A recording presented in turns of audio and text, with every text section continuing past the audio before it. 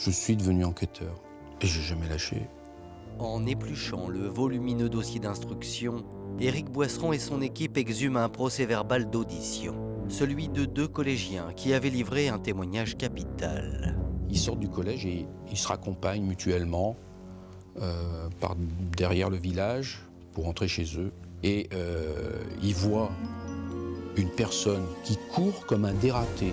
Le jour des faits, à l'heure des faits, tout près de la maison de Marine. Détail encore plus troublant, les 2 gamins décrivent la tenue vestimentaire de l'homme qu'ils ont croisé, du jeune homme qu'ils ont croisé. Ils portent un survêtement blanc, mais ils se souviennent surtout de ses chaussures. Le modèle qui pile poil correspond avec celui laissé sur la scène de crime. Mais ce qui a le plus troublé les collégiens, c'est l'attitude pour le moins étrange de cet individu. Quand ils se sont croisés alors qu'ils leur ont dit bonjour, lui a tourné la tête, a mis sa main comme ça, comme s'il voulait se dissimuler le visage. Celui-ci fait tout pour esquiver, pour se masquer le visage, pour ne pas être reconnu. Tout ça me paraît très étrange. Qui a des Nike, qui a un jogging blanc. C'est un jeune homme qui a le teint mat, qui a les cheveux courts. Voilà ce qui est indiqué. Brun, le teint mat, en jogging blanc, avec des chaussures de sport à l'heure du crime et tout près de la maison des Boisserands. Le témoignage des collégiens est troublant. On leur montre des photos de classe de Marine et ils reconnaissent une personne sur cette photo qui apparemment aurait été Ludovic Pierrefeu. Ludovic Pierrefeu, souvenez-vous, c'est l'ex-petit ami de la victime, un temps soupçonné puis relâché faute de preuves. En octobre 2011, fort du témoignage de ces 2 collégiens, Éric Boisseron et son avocat décident de saisir le juge d'instruction. Je lui amène sur le plateau ce témoignage en disant « Attendez, sur les 4000 dépositions que vous avez, enfin les 4000 auditions, ce qui est énorme, vous avez ce témoignage.